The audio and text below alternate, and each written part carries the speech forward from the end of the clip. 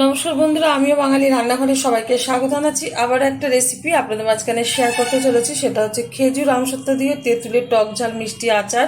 তাহলে চলুন দেখে নেওয়া যাক আজকের রেসিপি। ওখানে একটা কড়াই বসিয়ে কড়াইয়ের মধ্যে দিয়ে দিয়েছি খুব সামান্য একটু সাদা তেল। তেলের মধ্যে দিয়ে দিচ্ছি কিছুটা পাঁচফোড়ন,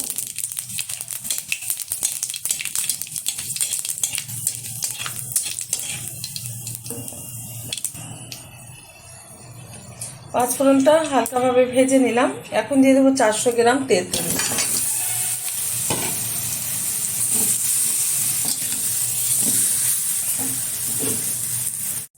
দিয়ে দিচ্ছি সামান্য পরিমাণে একটু জল।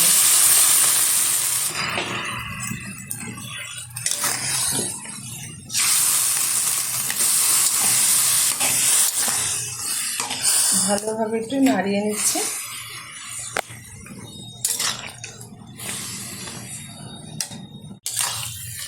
ভালোভাবে একটু জলের সাথে তেঁতুলটা মিশিয়ে নিয়েছি। দিয়ে দেবো খুব সামান্য পরিমাণে একটু হলুদ গুঁড়ো।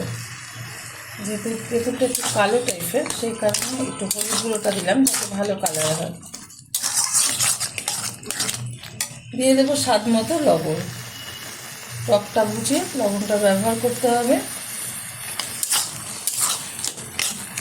এখন দিয়ে দেবো 400 গ্রাম চিনি।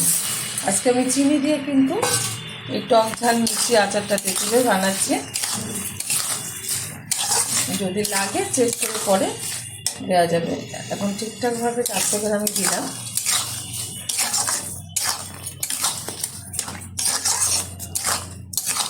আচারের মেন উপকরণ হচ্ছে মশলা।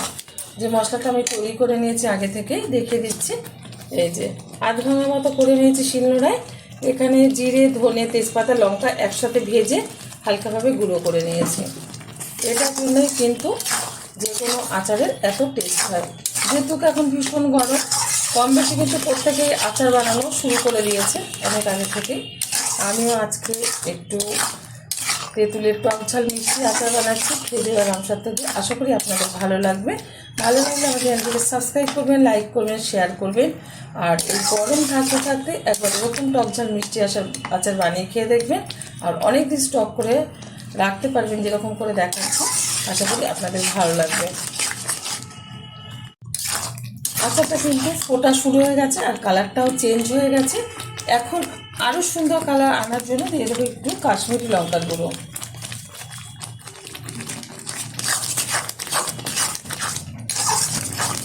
খুব সুন্দর কিন্তু কালার চলে এসছে। দিয়ে দেবো কেটে রাখা এই যে খেজুর আর আমসত্ত্ব।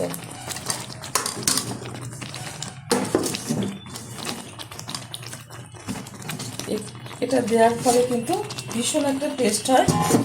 এই খেজুর, আমসত্ত্ব আর তেঁতুলের যে চাটনিটা হয় সেটাতে ভালোভাবে মিশিয়ে নেব। এখানে আর কোনো জল ব্যবহার করব না। ঠিকঠাকভাবে কিন্তু প্রথমে জল দিয়ে দিয়েছিলাম, তারপরে আমি যে চিনিটা দিয়েছি সেটা গলে গিয়ে অনেকটাই এটা শিরাতে পরিণত হয়েছে। এতেই সুন্দরভাবে খেজুর আমসত্ত্বটা সিদ্ধ হয়ে যাবে। দিয়ে দেবো এর মধ্যে ভেজে রাখা মশলা, যার সাথে একদম সুন্দরভাবে আনে আচারে। দিয়ে দিলাম। কখনো মিহিন করতে যাবেন না। আচারের মশলা সবসময় আধ ভাঙা টাইপের করে দেবে, মুখে পড়বে আর খুবই ভালো লাগবে। 1.5 থেকে 2 মিনিট মতো আমি হাই আছে এটা রান্না করে নেব, মানে আচারটা। তাহলে কিন্তু হয়ে যাবে খুব অল্প সময়ের মধ্যে তেঁতুল, আমসত্ত্ব আর খেজুরের আচার। তেঁতুলের আচারটা কিন্তু আমি একটু চেক করে দেখলাম প্রচুর পরিমাণে এখনও টক। এখনও কিন্তু এর মধ্যে চিনি দিতে হবে। আবারও দিয়ে দিচ্ছি এর মধ্যে চিনি। এবার কিন্তু ঠিকঠাকভাবে একদম আচারে মিষ্টি হবে। যেহেতু টক টক ঝাল ঝাল মিষ্টি মিষ্টি, তাই অত্যাধিক টক হয়ে গেছিল।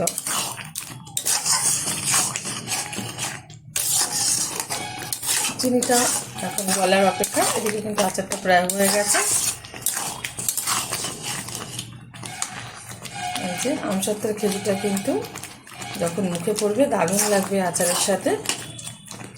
চিনিটা গলে গেছে। এখন দিয়ে দেবো এর মধ্যে একটু ভিনিগার, যাতে অনেক দিন সংরক্ষণ করে রাখা যায়।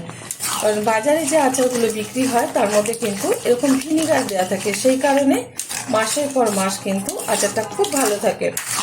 আচারটা কিন্তু হয়ে গেছে, নামিয়ে ঠান্ডা করে একটা বয়মে, কাচের বয়মে জারে আমি রেখে দেবো। আপনারা অতি অবশ্যই কিন্তু এই রেসিপিটা ট্রাই করবেন গরমের মধ্যে। দেখা হবে পরের ভিডিওতে নতুন কোনো রেসিপি নিয়ে। ধন্যবাদ।